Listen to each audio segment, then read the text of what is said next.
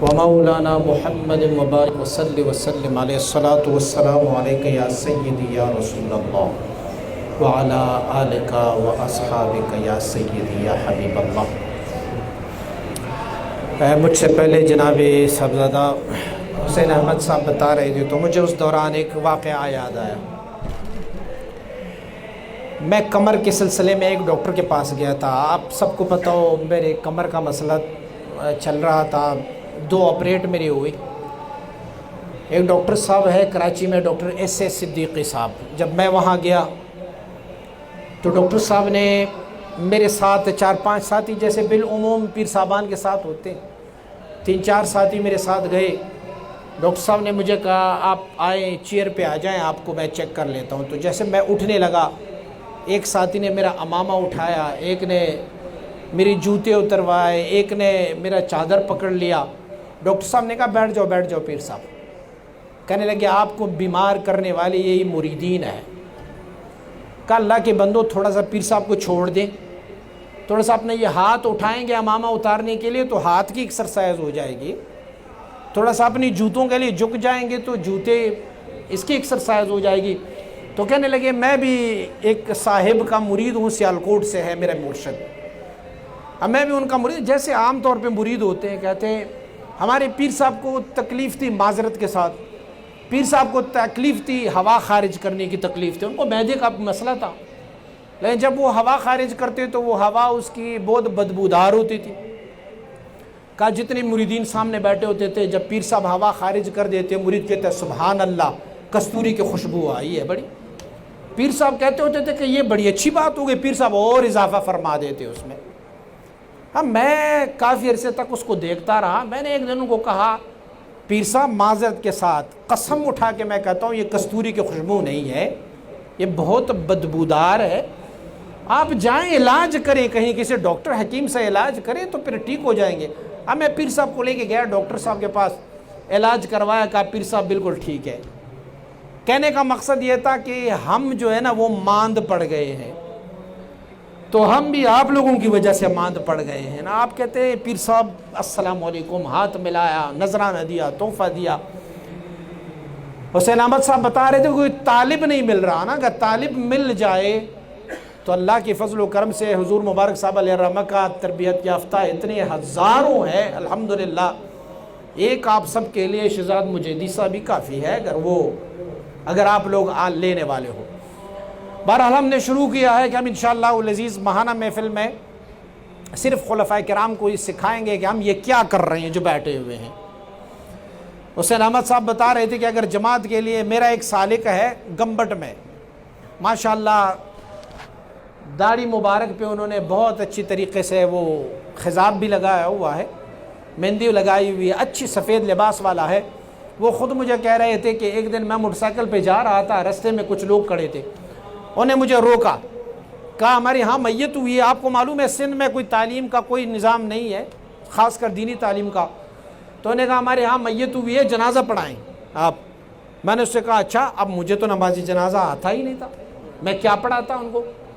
تو میں نے اس کو کہا ٹھیک ہے، وہ سامنے کھڑے تھے، میں نے کہا تھوڑا ہٹ جائے، میں موٹر سائیکل اپنی کھڑی کر دوں۔ جب وہ تھوڑے ہٹ گئے اور میں نے ریز لگائی اور دوڑ لگائی، میں نے اس کو کہا پھر اچھا اس بندے نے اس بات سے سیکھی ہے، اور سیکھنے کے بعد جو ہے اس نے الحمدللہ 5 سالوں میں دوبارہ سے درس نظامی کا کتاب وغیرہ سب شروع کیا۔ اب الحمدللہ 5 سال اس کے ہو گئے ہیں، 3 سال اس کے باقی عالم ہوگا انشاءاللہ۔ اللہ کریم نے انسان کو پیدا فرمایا تو انسان کو 2 کیٹیگریز میں تقسیم کیا۔ ایک کو رب کائنات نے فرمایا کہ لقد خلقنا الانسان فی احسن تقویم، میں نے انسان کو بہت اچھی خلقت میں پیدا فرمایا۔ آپ اس لفظ پر غور کریں تو اللہ کریم نے فرمایا لقد خلقنا الانسان فی احسن تقویم۔ علماء کو پتہ ہے ایک ہوتا ہے حسن، ایک ہوتا ہے احسن۔ احسن کی معنی ہے تمام حسینوں سے بڑھ کر، تمام اچھوں سے بڑھ کر بہت زیادہ اچھا، جو تفضیل کا صیغہ ہے۔ اچھا یہی انسان ہے کہ اللہ کریم نے فرمایا لقد خلقنا الانسان فی احسن تقویم، پھر اگلی سورہ میں اللہ رب العزت فرماتے ہیں کہ والعصر ان الانسان لفی خسر الا الذین آمنوا وعملوا الصالحات وتواصوا بالحق وتواصوا بالصبر۔ اچھا اب انسان جو ہے وہ زیان میں ہے، نقصان میں ہے، خسران میں ہے۔ تو جب احسن تقویم میں ہے، احسن اس کو کہتے ہیں کہ جو اپنی کیٹیگریز میں، اپنی صنف میں، اپنی جس شعبے میں اس چیز کو پیدا کیا گیا وہ سب سے اچھا ہو، ہر طرح سے اچھا ہو، تو اسے احسن کہہ دیتے ہیں۔ مائک میرے ہاتھ میں ہے، میں کہوں کہ یہ مائک جو ہے وہ تمام مائکوں میں بہت ہی اچھا ہے، تو اس میں اتنی کوالٹی ہونی چاہیے کہ وہ تمام جتنی بھی مائکس ہے دنیا میں ان سب سے یہ افضل و اعلیٰ ہوگا۔ تو اللہ نے مخلوق کی تعریف فرمایا اور فرمایا کہ مخلوق میں نے انسان کو پیدا فرمایا فی احسن تقویم۔ لیکن اللہ کریم پھر فرما بھی رہا ہے کہ ان الانسان لفی خسر، پر یہ انسان خسران اور زیان میں کیوں ہے؟ آگے سے اللہ کریم اس کا خود جواب ارشاد فرماتا ہے الا الذین آمنوا وعملوا الصالحات وتواصوا بالحق وتواصوا بالصبر۔ بس یہی کامیاب لوگ ہیں، یہ والے لوگ ہیں۔ انسان کی کامیابی اور رب تک پہنچنے کی ذرائع اللہ رب العزت نے منتخب فرمائے ہیں۔ ہم اور آپ سلوک کرنے آتے ہیں تو اس سلوک میں ہمیں کیا سکھایا جاتا ہے، ہمیں کیا کرنا چاہتے ہیں؟ ہم کہتے ہیں فلاں بندہ جو ہے اس نے اللہ رب العزت کی وصل و قرب حاصل کی ہے، تو مجھے یہ بتائیں کہ اگر کوئی متشکل شکل ہو، کوئی جسم والا شکل ہو جس کو طرف کی نسبت کی جائے، بندہ اسی کو قرب کہتے ہیں نا۔ تو اب اس بندے نے اللہ رب العزت جو لامکانی ہے، اللہ کے لیے جسم ثابت نہیں ہے، طرف ثابت نہیں ہے، یہ اللہ کا وصل و قرب کیسے حاصل کرتے ہیں؟ یا لوگ ہم کہتے ہیں ہم سلوک کی راہ کو طے کر رہے ہیں، اپنی منزل کی طرف جا رہے ہیں کہ فلاں بندے کو منازل مل گئے، مختلف منازل طے کرتے کرتے اللہ کے وصل و قرب میں گئے۔ اب یہ سلوک و تصوف و یہ عروج اور یہ اللہ رب العزت کے وصل و قرب حاصل کرنا یہ کوئی جسمانی نہیں ہے، بلکہ اللہ کریم نے انسان میں ایک چیز ودیعت رکھی ہے جس کا نام ہے لطیفہ روح۔ اللہ کریم جب اپنا وصل و قرب کسی بندے کو عنایت فرماتا ہے تو بذریعہ یہ انہی لطائف اور خاص کر بذریعہ لطیفہ روح اللہ اسے روحی سیر فرما دیتا ہے۔ اور جب ہم یہ سیر شروع کرتے ہیں تو دو قسم کے لوگ اس سیر میں آ جاتے ہیں۔ اللہ کریم نے بھی اس سیر کے بارے میں دو بندوں کا تذکرہ فرمایا، دو قسم کے لوگوں کا، کہ فرمایا اللہ یجتبی الیہ من یشاء ویہدی الیہ من ینیب۔ اللہ رب العزت منتخب فرما دیتا ہے، جو اللہ کی مرضی ہو ان لوگوں کو اپنی وصل و قرب کے لیے منتخب فرماتا ہے، ویہدی الیہ من ینیب، اور جو اللہ کے رستے اللہ کی طرف انابت رکھتے ہیں اللہ انہیں بھی ہدایت فرما دیتا ہے۔ تو گویا دو قسم کے لوگ ہو گئے، ایک وہ ہے جس کی شان یہ ہے کہ اللہ خود چاہتا ہے کہ یہ بندہ میرا قرب حاصل کر لے، اور ایک وہ ہے کہ جو اپنی تیز سٹرگل کرے، محنت کرے، کوشش کرے۔ مجدد فسانی شیخ حامد فاروق سندی رحمۃ اللہ تعالی نے ان دونوں کا فرق محسوس کیا اور پھر دونوں کو الگ الگ سے نام دیے۔ جو اللہ خود منتخب کر لے اپنی وصل و قرب کے لیے، اجتباء کے مقام پہ آئے، تو مجدد کا قول ہے کہ وہ بندہ مراد ہے، اور جو خود کوشش کر کے جانا چاہے مجدد فرماتے ہیں اسے مرید کہا جاتا ہے۔ اب مراد اور مرید میں فرق کیا ہے؟ مراد کو اللہ کریم شاہراہ کمالات نبوت پر اپنی طرف لے کے آتا ہے، اور مرید کو اللہ کریم شاہراہ کمالات ولایت پر اللہ اپنی طرف بلاتا ہے۔ مجدد رحمۃ اللہ تعالی فرماتے ہیں کہ اگر ایک بندہ اللہ رب العزت کی اسماء و صفات کے سیر میں ایک دفعہ پھنس گیا نا، اور اللہ رب العزت نے اسے اپنی فضل و کرم سے اس اسماء و صفات کے سیر سے اسے باہر نہیں نکالا، تو فرماتے ہیں عمریں گزر جائیں گی، نوح علیہ نبینا علیہ السلام کی عمر گزر جائے گی، اللہ کی ایک صفت سے بھی بڑھ کر وہ ترقی نہ کر سکے گا، بس وہی پر محبوس رہے گا۔ لیکن فرماتے ہیں اللہ کریم نے پھر اپنے بندوں کو ایسے منتخب کیا ہوا ہے کہ اللہ رب العزت اسے شاہراہ کمالات نبوت پر ڈال لیتا ہے، اور اللہ کریم انہیں ان کی محنت اور کوشش کے علاوہ رب کائنات اسے کسی کامل مکمل شیخ سے ملا دیتا ہے، اور شیخ کامل مکمل اسے توجہ فرماتا ہے، اور توجہ میں وہ جو دوسرے سالوں میں طے کرا دیتے ہیں سلسلہ عالیہ نقشبندیہ مبارکہ کا ایک کی توجہ میں وہ کام کر دیتا ہے۔ اچھا آپ پوچھیں گے کہ یہ کمالات نبوت، شاہراہ کمالات نبوت کیا ہے اور شاہراہ کمالات ولایت کیا ہے؟ شاہراہ کمالات نبوت کا آسان تعریف یہ ہے کہ کوئی بھی نبی اپنی عبادت کی وجہ سے نبی منتخب نہیں ہوئی کوئی نبی منتخب کہ انہوں نے زیادہ عبادت کی تو رب کو اس کی عبادت پسند آئی تو اللہ نے اس کو نبوت عنایت فرمائے، بلکہ نبی جو ہے وہ بچپن میں بھی نبی ہے، وفات کے بعد بھی نبی ہے، ان کی نبوت ہے۔ تو اب اللہ رب العزت نے ان انبیاء کو جب منتخب کیا تو نبیوں کے اپنی عبادت، اپنی طاعت، اپنی محنت کی وجہ سے نہیں، بلکہ رب کائنات نے اپنی فضل و کرم سے اس بندے کو نبوت عنایت فرمائی۔ اور شاہراہ کمالات ولایت کا آسان طریقہ یہ ہے، آسان تعریف یہ ہے کہ اللہ رب العزت کی وصل و قرب تک جانے کے لیے ہمیں کن مراحل سے گزرنا پڑتا ہے۔ بس میں آپ کو اختصاراً کہوں، سب سے پہلے اللہ رب العزت کے اسماء و صفات ہوتے ہیں۔ اللہ رب العزت کے اسماء و صفات میں 99 اسماء اور صفات تو اللہ رب العزت کی بے تحاشا ہے، ہر اچھا اور بہتر صفت اللہ کے لیے ہے۔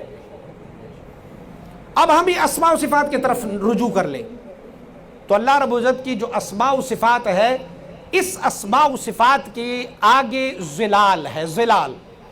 ظل کی معنی سائے کی نہیں ہے، یہاں پر عام طور پر ظل کی معنی سایہ ہوتا ہے، لیکن جب ظلال کی معنی آئے تو اس کو سائے سے تشبیہ نہیں دی جائے گی، کیونکہ جب جنت میں جنتی جائیں گے نا، ہم و ازواجہم علی الارائک متکئون فی ظلال علی الارائک متکئون، یہ جنتی اور ان کے ازواج یہ ظلال کے تحت ہوں گے اور چارپائیاں اور تکیہ لگا کے یہ تکیہ لگائے بیٹھے ہوں گے۔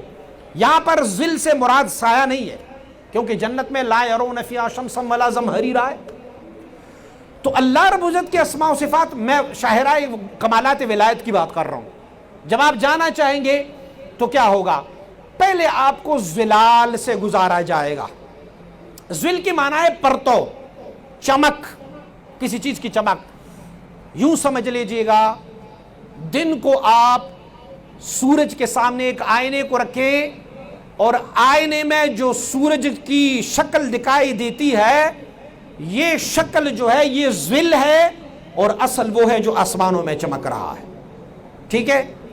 اس آئینے کے سامنے ایک اور آئینہ رکھیں، اس دوسرے آئینے میں پہلے آئینے والا شکل جو ہے وہ دکھائی دیا جائے گا۔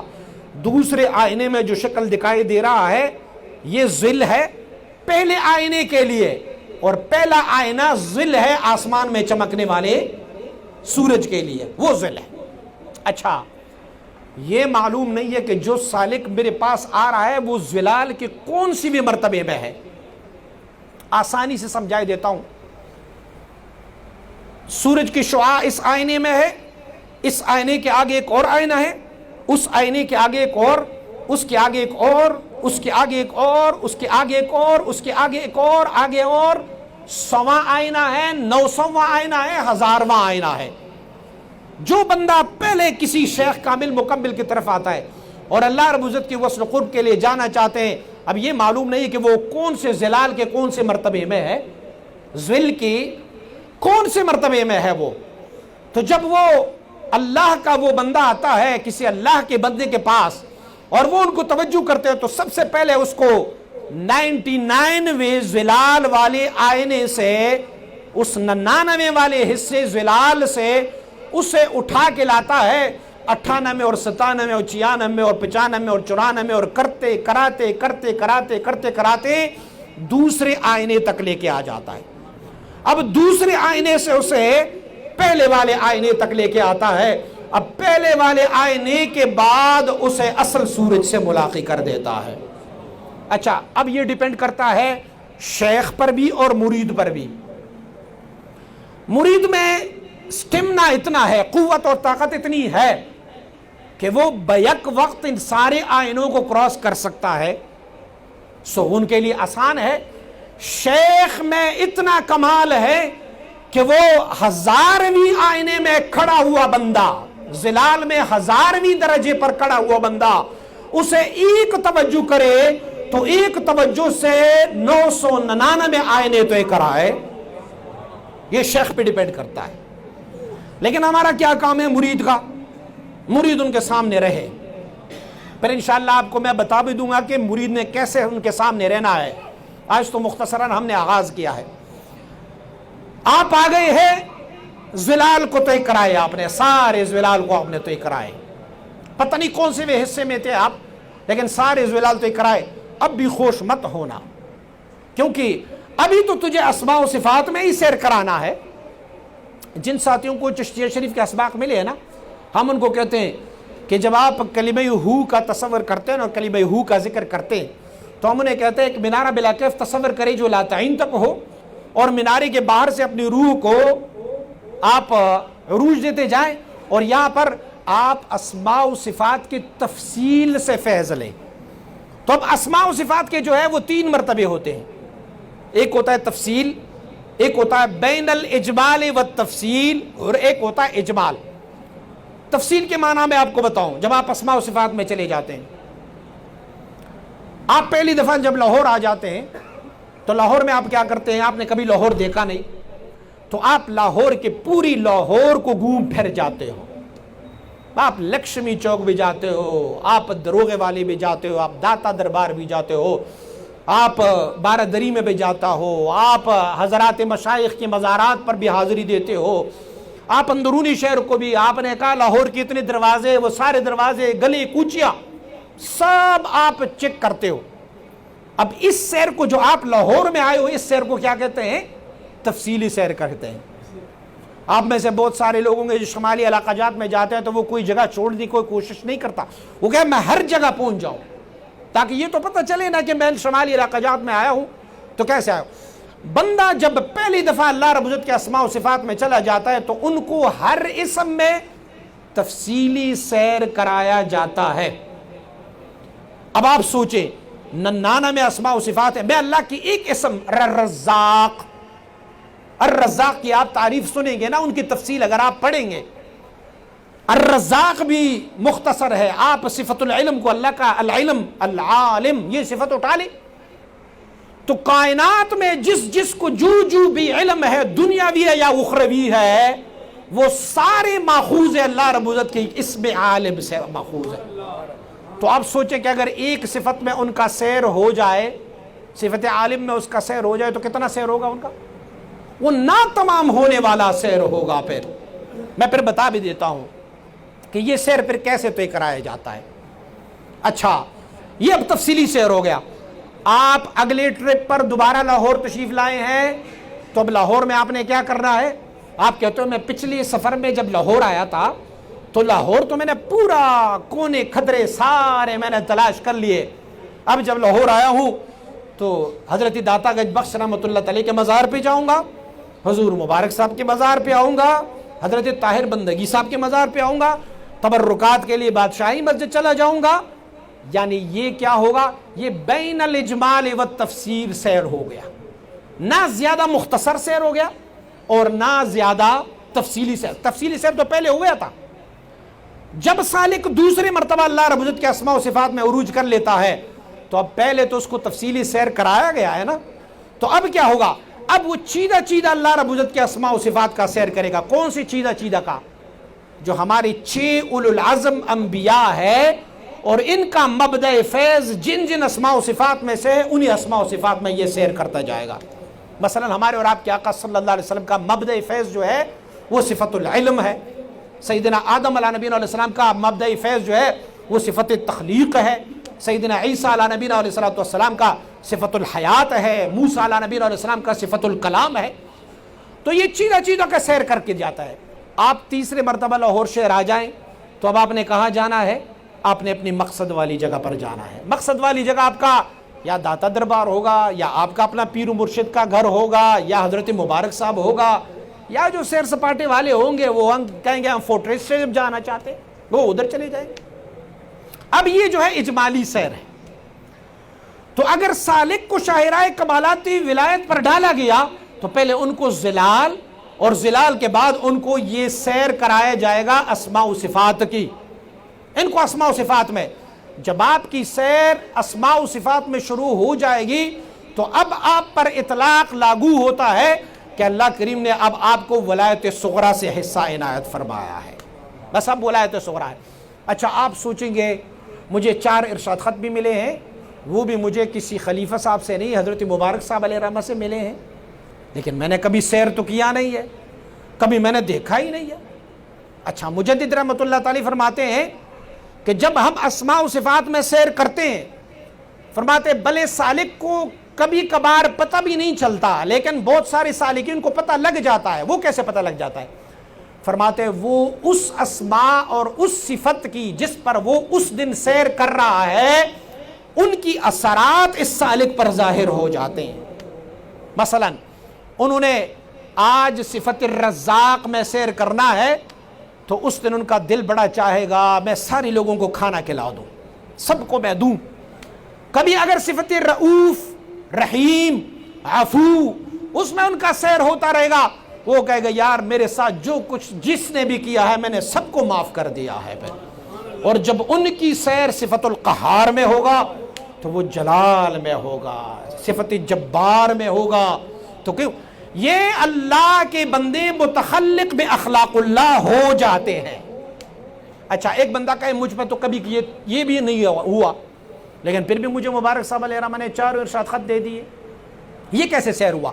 اس کا بھی جواب مجدد نے ارشاد فرمایا۔ مجدد رحمۃ اللہ تعالی فرماتے ہیں آپ دلی سے آگرہ جا رہے ہو، دلی سے آگرہ جا، چلو میں آپ کو بتاؤں، آپ کراچی سے لاہور آ رہے ہو، اب آپ کے پاس سواری ہے بڑی کمفرٹیبل، یہ بزنس کلاس کا آپ کا ٹرین ہے زبردست قسم کا، آپ نے وہاں پر نماز شماز کراچی میں پڑھ لی، آپ نے وضو کر لیا، آپ نے کھانا کھا لیا اور آ کے ٹرین میں آپ لیٹ گئے، اور ٹرین میں لیٹنے کے بعد اتنا کمفرٹیبل ٹرین ہے کہ آپ اس میں سوئے، اور جب آپ کی آنکھ کھلی تو کسی نے بتایا اسٹیشن پہنچ گیا نیچے اترو، آپ نیچے اتر گئے، جب دیکھا آپ نے میں لاہور میں ہوں، ٹھیک ہے نا، تو اب آپ لاہور میں ہیں، جو لوگ آپ کو لینے والے آئے ہیں نا وہ سارے لوگ یہ سمجھ رہے ہیں یہ بندہ جب کراچی سے نکلا تھا تو اس کا گزر حیدرآباد پہ بھی ہوا تھا، کوٹری بھی اس نے کراس کیا ہے، نواب شاہ بھی اس نے کراس کیا ہے، یہ سکھر اور روڑی کراس کرتا ہوا ملتان اور خانیوال بھی کراس کیا ہے، یہ برستہ فیصل آباد شادرے سے ہوتا ہوا یہ ہمارے یہ اسٹیشن تک پہنچا ہے۔ وہ آپ سے پوچھیں گے بھائی آپ نے شادرہ دیکھا تھا، آپ نے فیصل آباد دیکھ لی، آپ نے خانیوال اور ملتان دیکھی ہے، آپ نے روڑی اور سکر کو دیکھا، آپ نے حیدرآباد اور کوٹری کو دیکھا؟ آپ کو یار مجھے تو پتہ ہی نہیں چلا، میں تو سوتا رہا اور یہاں پر اتر گیا۔ لیکن آپ گزرے وہاں سے ہیں، گزرے ہیں نا آپ وہاں سے، بھلے تجھے محسوس ہوا یہ نہیں ہوا، رب نے تجھے اتنی کامل ہستی سے ملا دیا، اس نے تجھے فرش سے عرش تک لے گیا، تجھے پتہ ہی نہیں چلا۔ اسے کہتے ہیں شیخ کامل مکمل، جو ایسے ہی تجھے سیر کرا دے، تمہاری ساری سیر ہو گئی ہے بھلے تجھے پتہ نہ ہی چلے، تو تجھے یہ تمام سیور تمہاری شیخ نے فرماتے ہیں کہ نقش بندیا عجب قافلہ سالار آنند کہ برند از رہی پنہاں بحرم قافلہ رات، اور پتہ ہی نہیں چلا آپ کو۔ حضرت مولانا نے فرمایا، آپ فرماتے ہیں کہ مور مسکین ہوس داش کے بقا برسات، فرمایا ایک چیونٹی ایک کیڑا اس کے دل میں بھی آرزو تھی کہ میں حرم کعبہ تک چلا جاؤں، لیکن وہ تو نہیں جا سکتا تھا، تو اس نے کیا کمال کیا، دست برپائے کبوتر نے حد ناگاہ رسید، اس نے ایک اڑنے والے کبوتر کے پیروں سے اپنے آپ کو چپکا لیا، کبوتر نے ویسے بھی اڑ کے جانا تھا، اسے بھی اپنے ساتھ اڑا کے حرم تک لے گیا ہے۔ یہ ہوگا آپ کا سیر۔ اب آپ آگئے ہیں اسماء و صفات میں، تو اب اسماء و صفات میں اگر آپ کی سیر کبھی ایسی پڑ گئی نا کہ آپ کو تفصیل سیر کرائے گئے تو ساری زندگی میں اس میں پسے رہیں گے، اور اگر رب کی رحمت اور شیخ کامل مکمل کی نگاہ آپ کے ساتھ وابستہ رہی تو پھر وہ کیا کریں گے، وہ تجھے پہلے تفصیلی سیر ایسے طے کرائیں گے کہ کراچی سے تجھے لاہور تک لے کے آئیں گے، تجھے پتہ ہی نہیں ہوگا، پھر تجھے وہ بین الاجمال و تفصیل اسماء و صفات کی بھی سیر کرائیں گے، پھر تجھے اجمالی سیر بھی کرائیں گے، پھر تجھے ایک جگہ منتخب کر کے تجھے دیں گے۔ وہ جگہ کون سی ہوگی؟ کئی مشائخ جو ہے وہ اپنی مریدوں کو ایک خاص جس کو کہتے ہیں مبدأ فیض، جہاں سے وہ فیض لیتا ہے. انبیاء علیہ السلام کی بھی مبادی فیوزات ہے اور اولیاء اللہ اور سالکین کی بھی مبادی فیوزات ہے. ہم نے حضور مبارک صاحب علیہ رحمہ سے سنا کہ حضور مبارک صاحب علیہ رحمہ فرمایا کرتے ہوتے تھے کہ حضرت حیدری صاحب مبارک نے ایک خواب دی کہ مکاشفہ دیکھا کہ انہوں نے ایک کھولا ایک باکس، اس میں سے ایک باکس میں 2 باکس چھوٹے پڑے ہوئے تھے. ایک باکس پہ لکھا ہوا تھا کہ محمد ہاشم ابن محمد وزیر موسوی المشرب، اور ایک پہ لکھا ہوا تھا سیف الرحمن ابن محمد سرفراز محمدی المشرب. یعنی مشرب کی معنی جہاں سے ہم پیتے ہیں، جہاں سے ہم پیتے ہیں. یوں سمجھ لیجئے گا آستانہ عالیہ فقیر آباد شریف سے آپ سب مرید و مرشد ایک ہے تو آپ کیا کہتے ہیں؟ ہم پیر بھائی آپس میں، ہم آپس میں پیر بھائی ہے. ہم پیالہ ہے، ہم نوالا ہے. جب ہم کہتے اسے کہتے ہیں مشرب. جب آپ کی اسماء و صفات میں سیر مکمل ہو جائے تو آپ کو پھر ایک جگہ آپ کی منتخب ہو جاتی ہے. وہ جگہ آپ کی کیسے منتخب ہو جاتی ہے؟ کوئی بھی اللہ رب العزت کا ایک اسم وہ آپ کا مبدأ فیض بن جاتا ہے. مثلا کیسے مبدأ فیض بن جائے؟ اللہ رب العزت آپ کی حق میں جو بھی فیوزات ہو، ذاتی ہو یا فیوزات جو ہے وہ صفاتی ہو، وہ جب تجھے عنایت کر دیتا ہے تو تجھے اس مرکز کی وجہ سے وہ فیوزات اللہ عطا فرما دیتا ہے، اس اسم کی وجہ سے. اللہ میں پہلے عرض کر چکا ہوں کہ صفت العلم میرے اور آپ کے آقا صلی اللہ علیہ وسلم کا مبدأ فیض ہے. تو حضور نبی اکرم صلی اللہ علیہ وسلم بارک کو اللہ رب العزت نے جتنی بھی مراتب سے نوازا ہے وہ سب کمالات ہے اللہ رب العزت کے اس صفت العلم کی جو بعد از خدا بزرگ تو یہ قصہ مختصر ہے. بس اللہ کریم نے ان کا مبدأ. اچھا یہ تو نبی کا مبدأ فیض ہوا. اب ایک امتی ہے، میں اور آپ 2023-24 میں رہتے ہیں. اللہ کریم نے ہم پر بھی کرم فرمایا، میرا بھی مبدأ فیض جو ہے وہ صفت العلم ہو گیا. جہاں سے میں فیض لیتا ہوں رب نے میری تقسیم کو بھی صفت العلم سے رکھ دیا. تو پھر مجھے کیا کہا جائے گا؟ مجھے کہا جائے گا چونکہ میرے آقا جہاں سے فیض لے رہا ہے یہ امتی بھی وہیں سے فیض لے رہا ہے تو آقا محمد ہے، یہ بندہ محمدی المشرب ہو گیا. لیکن نہ غلطی میں نہ رہے، جو میرے آقا کو فیض وہاں سے مل رہا ہے وہ تجھے خواب میں بھی نہیں مل سکتا. لیکن وہاں سے ہم مشرب تو ہے. مجدد رحمۃ اللہ تعالی فرماتے ازواج مطہرات، میرے آقا صلی اللہ علیہ وسلم کے ازواج مطہرات امہات المومنین جنت میں کہاں رہیں گے؟ کہاں رہیں گے؟ حضور کے ساتھ رہیں گے نا، حضور کے ساتھ رہیں گے. لیکن اللہ رب العزت نے حضور کو جو مقام عنایت فرمایا حضور کے علاوہ کسی اور کو تو وہ مقام نہیں دیا. لیکن ازواج مطہرات وہاں کیوں رہیں گے ان کے ساتھ؟ فرمایا رہیں گے، صورتاً وہاں پر رہیں گے. میرے آقا جس فواکہ سے، جس طعام سے جو لذت حاصل کریں گے وہی طعام ازواج مطہرات بھی کھاتے رہیں گے. لیکن آقا کو جو لذت اس طعام سے ملے گا ازواج کو کہیں نہیں ملے گا. وہ تو آپ بھی جب وہاں پر مبدأ فیض سے کوئی فیض حاصل کرنا چاہیں گے تو پھر آپ کو وہ والا فیض تو نہیں ملے گا جو آقا صلی اللہ علیہ وسلم کا ہے، کیونکہ آقا کو تو اللہ کریم نے وہ مقام و مرتبہ. لیکن ہم مشرب ہو گئے، ہم پیالہ ہو گئے، ہم نوالا ہو گئے. قبطی اور بنی اسرائیل جب عذاب نازل ہوا تھا نا تو قبطی اور بنی اسرائیل جو ہے وہ خون کا عذاب نازل ہوا، ہر چیز میں خون ہی ہوتا تھا. تو قبطی اور بنی اسرائیل دونوں جو ہے وہ ایک کٹورے میں ایک طرف سے ایک منہ رکھ لیتا، دوسری طرف سے دوسرا منہ رکھ لیتا. قبطیوں کو خون ملنا تھا اور اسرائیلیوں کو صاف پانی ملا کرتا ہوتا تھا. بس تو یہ فرق ہوتا ہے. اللہ کریم نے آپ کو اسماء و صفات تک پہنچا دیا، اب آپ کا ایک مبدأ فیض وہاں بن جاتا ہے. اور جب وہ مبدأ فیض آپ کا بنتا ہے تو رب کائنات آپ کو اس وجہ سے فیوزات سے منور اور معمور فرما دیتا ہے. لیکن اب بھی بس نہیں ہے، ابھی آپ ولایت صغریٰ میں ہو، اور جب ولایت صغریٰ کے بعد اللہ کا فضل و کرم شامل ہو جائے اور آپ اصول میں چلے جائیں گے. جو میں نے آپ کو بیان کیا ہے اگلی محفل میں آپ کے پاس اس بارے میں جو بھی کوسچن ہوگا آپ اپنے ساتھ لکھ کے لائیں گے. بندہ حاضر ہے انشاءاللہ العزیز آپ کے کوسچن کا جواب اچھا ہمارا یہ ٹاپک جو ہم نے شروع کیا ہوا ہے یہ چونکہ اب مخصوص ہے صرف تصوف کے لیے، تو ہم احکام کی سوال نہیں پوچھیں گے اس میں، کیونکہ اس کے لیے ہم ایک الگ سے پروگرام رکھیں گے انشاءاللہ العزیز. جو فقہ کی ہے یا قرآن و حدیث کی جو علوم ہے اس کے لیے ہم ایک الگ چپٹر رکھیں گے، لیکن چونکہ یہ والا چپٹر ہمارا جو ہے وہ صرف تصوف پہ ہے، تو آپ کے پاس اگلی ماہانہ محفل میں جو بھی تصوف کے سوال ہو آپ بغیر ہچکچائے پوچھ سکتے ہیں انشاءاللہ العزیز.